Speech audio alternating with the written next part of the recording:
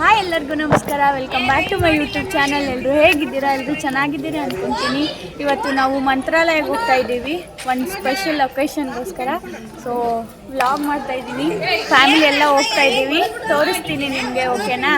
ನೋಡಿ ಫುಲ್ ವ್ಲಾಗ್ನ ಸ್ಟಾರ್ಟ್ ಮಾಡಿ.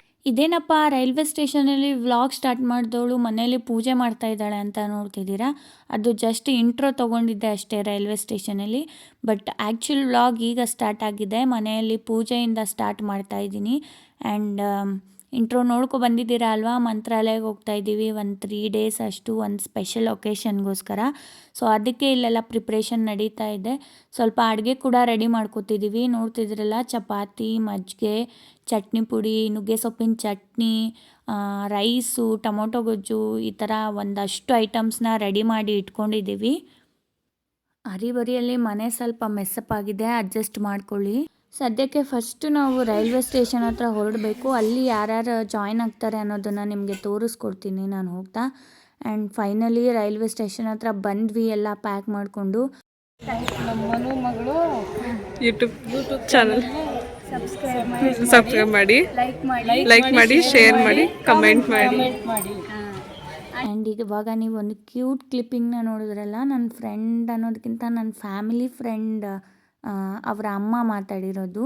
ಆ್ಯಂಡ್ ಎಷ್ಟು ಕ್ಯೂಟಾಗಿ ಮಾತಾಡಿದ್ರಲ್ಲ. ನಾವು ಫಸ್ಟ್ ಟೈಮ್ ಮೀಟ್ ಮಾಡಿದ್ದು, ಬಟ್ ಆ ಬಾಂಡಿಂಗ್ ಬೇರೆ ಲೆವೆಲ್ಗೆ ಇತ್ತು. ನೀವು ನೋಡ್ತೀರಾ ಅದನ್ನೆಲ್ಲ ವ್ಲಾಗಲ್ಲಿ. ಸೊ ನೋಡ್ಕೊಬನ್ನಿ. ಇಷ್ಟು ಜನ ಜಾಯ್ನ್ ಆಗಿದ್ದೀವಿ, ಇನ್ನೂ ಜಾಯ್ನ್ ಆಗೋರು ಇದ್ದಾರೆ.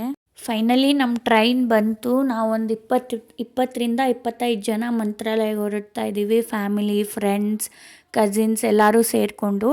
ಆ್ಯಂಡ್ ನಾವೆಲ್ಲ ಹೇಗೆ ಮಜಾ ಮಾಡ್ತೀವಿ ಅನ್ನೋದನ್ನು ಸ್ವಲ್ಪ ನೋಡ್ಕೊಂಬನ್ನಿ. ಹರಿಬರಿಯಲ್ಲಿ ಕೆಲವೊಂದಷ್ಟು ಕ್ಲಿಪ್ಪಿಂಗ್ಸ್ನ ತೊಗೊಳೋದೇ ಮರ್ತೋಗ್ಬಿಟ್ಟಿದ್ದೆ ನಾನು. ಫೈನಲಿ ಟ್ರೈನ್ ಹತ್ತಿ ಎಲ್ಲ ಸೆಟಲ್ ಆಗಿ ಹೊರಡ್ತಾ ಇದ್ದೀವಿ. ನೀವೇನು ನೋಡ್ತಾ ಇದ್ದೀರಲ್ವ, ಎಲ್ಲರೂ ಒಂದೇ ಬೋಗಿಯಲ್ಲಿ ಬಿದ್ದಿದ್ವಿ. ಸೊ ಆರಾಮ್ಸೆ ಎಂಜಾಯ್ ಮಾಡ್ಕೊಂಡು ಹೋದ್ವಿ. ಟ್ರಿಪ್ ಮುಗಿಸ್ಕೊಂಡು ಬಂದು ಒಂದು 2 days ಅಷ್ಟೇ ಆಗಿದೆ. ನನ್ನ ವಾಯ್ಸ್ ಎಲ್ಲ ಫುಲ್ ಹಾಳಾಗಿತ್ತು.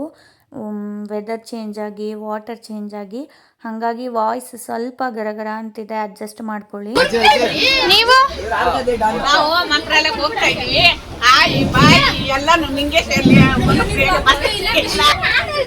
ನಿಮ್ಮ ಅಭಿಪ್ರಾಯ ಹೇಗಿದೆ? ಹೇಗೆ ಅನ್ನಿಸ್ತಾ ಇದೆ? ಜರ್ನಿ ಸ್ಟಾರ್ಟ್ ಆಗಿದೆ. ಸೀಟಿಗೆ ಅರೇಂಜ್ ಮಾಡಕ್ ಹೋಗಿದ್ರಿ, ಊಟಕ್ಕೆ ಹೊಟ್ಟೆಗೆ ಸ್ವಲ್ಪ ಊಟ ಹಾಕೊಂಡ್ರಿ. ಸಿಗುತ್ತೆ ಗೈಸ್, ಸ್ವಲ್ಪ ಬರ್ರಿ. ಬರ್ತಾ ಇದ್ದೀರಿ.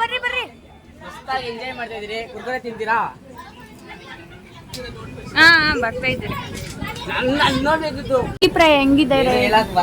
ತಗೊಂಡ್ರ ಸ್ಪೀಕರ್ ಎತ್ಕೊಂಡ್ರ? ಎಲ್ಲಿದೆ? ಇದೆಯಾ? ಇದೆಯಾ?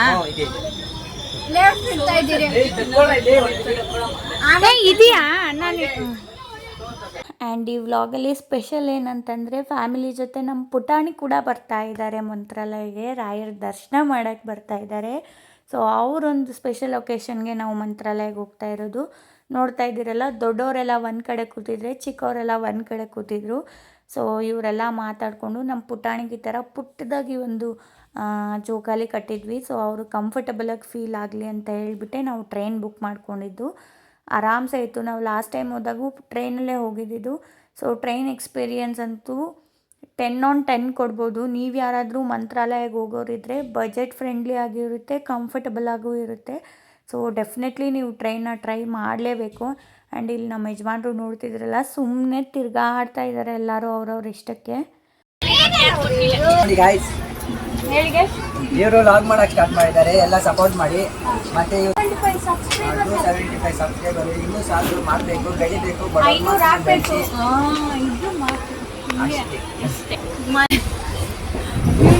ಸ್ವಲ್ಪ ಝೂಮ್ ಅಲ್ಲಿ ಇಷ್ಟು ಬೇಗ ದೇವದಾಸ್ ಆಗೋಗಿದ್ದಾನೆ.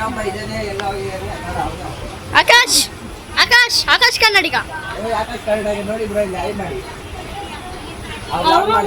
ಜಾಸ್ತಿ ರಾಜವಲ್ಲಿ ಮನ್ಸ್ಬಿದ್ರೆ 100 ಜನ ಕರೆಸ್ತಾರೆ ಇವಾಗಲೇ ಅಷ್ಟು. ಇದು ಚೀನಾ ಸುಳ್ಳಾಡ ಗೈಸ್. ಏನ್ ಗೈಸ್ ಈ ತರ ಸುಳ್ಳು ಹೇಳ್ತೀರಾ? ಬಂತು ನೋಡಪ್ಪ ಮೈಸೂರು ಪ್ಯಾಲೇಸ್. ಸ್ವಾಮಿ ಏನು ಇಷ್ಟಿದೆ? ಅಲ್ಲೋಯ್ ಹೇಗಿತ್ತು ಬೆಂಗಳೂರು ಅರಮನೆ? ಕೈಗೆ ಬಿಡಿದ್ರೆ ಕೈ ಬ್ಲಾಸ್ಟ್ ಆಗ್ಬಿಡ್ತದೆ ಸರ್. ಎಷ್ಟು ದಿನ ಸ್ಲೋ ಆಯ್ತು ಚಪ್ಪನಪ್ಪ. ನಮ್ದು ಇವಾಗ ಸ್ಟಾರ್ಟ್ ಆಗಿದೆ, ಅದು ಸ್ಲೋ ಆಗ್ತೈತೆ. ಪೆಟ್ರೋಲ್ ಖಾಲಿ ಆಗ್ಬಿಡೈತೆ, ಪಂಚರ್ ಹಾಕ್ಸ್ಬೇಕು.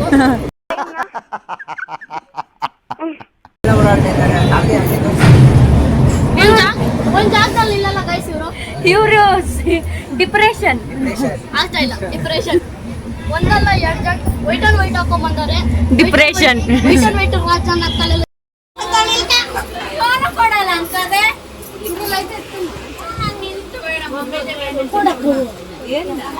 ಇವಾಗ ಇವಳು ಕೊಟ್ರೆ ಇನ್ನೇನ್ ಮಾಡ್ತಾ ಇದ್ದೀರಿ? ನಾವು ವ್ಲಾಗ್ ಮಾಡ್ತಾ ಇರೋದು.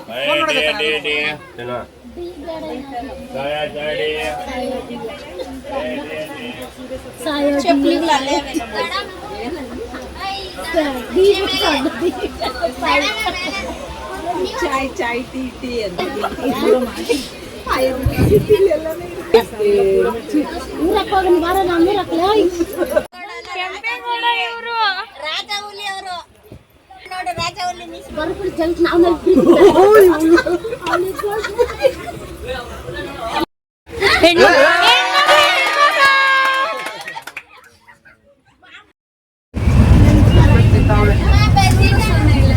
ಆ್ಯಂಡ್ ಪುಟಾಣಿ ಕೂಡ ತುಂಬ ಕಂಫರ್ಟಬಲ್ ಫೀಲ್ ಮಾಡಿದ್ರು. ನಿಮ್ಗೆ ಗೊತ್ತಿರೋ ಹಾಗೆ 3 ಮಂತ್ಸಿಂದನೇ ಪುಟಾಣಿನ ಹೊರಗಡೆ ಕರ್ಕೊಂಡು ಹೋಗೋಕ್ಕೆ ಸ್ಟಾರ್ಟ್ ಮಾಡಿದ್ದೆ ಅಲ್ವಾ.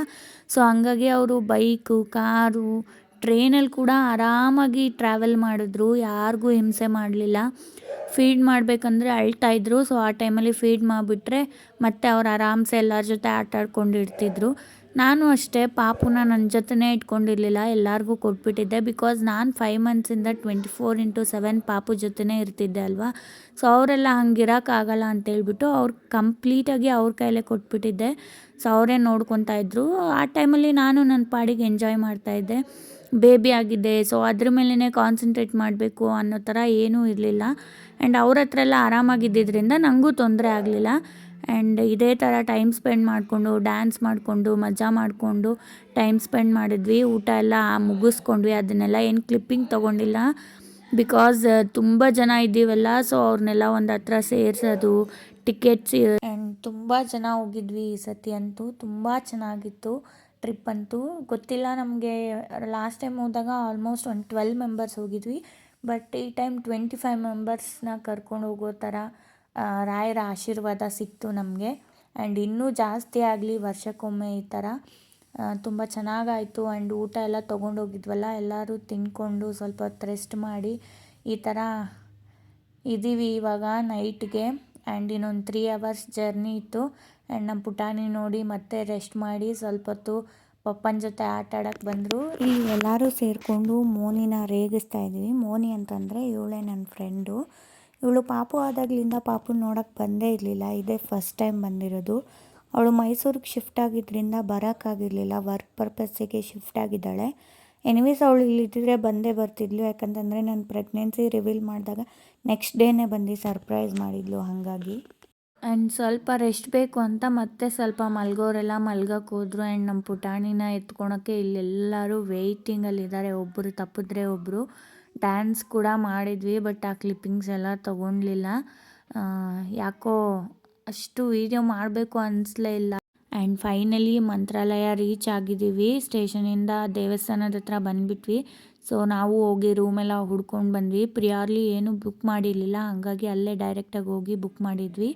ಆ್ಯಂಡ್ ಪರ್ ಹೆಡ್ಗೆ 100 rupees ಬಿತ್ತು ಅಷ್ಟೇ 1 ಡೇಗೆ. ಆ್ಯಂಡ್ 2 daysಗೆ 200 ಬಿದ್ದಿತ್ತು. ಸೊ ನಾವು ರೂಮ್ಗೆ ಹೋಗಿ ರೆಸ್ಟ್ ಮಾಡಿದ್ವಿ. ಆ್ಯಂಡ್ ನೆಕ್ಸ್ಟ್ ಏನಾಗುತ್ತೆ ಅನ್ನೋದು ನೆಕ್ಸ್ಟ್ ವ್ಲಾಗಲ್ಲಿ ತೋರಿಸ್ತೀನಿ. ಅಲ್ಲಿವರೆಗೂ ವೆಯ್ಟ್ ಮಾಡ್ತಾಯಿರಿ, ಹೀಗೆ ಸಪೋರ್ಟ್ ಮಾಡ್ತಾಯಿರಿ. ಮತ್ತೆ ಸಿಗುವ.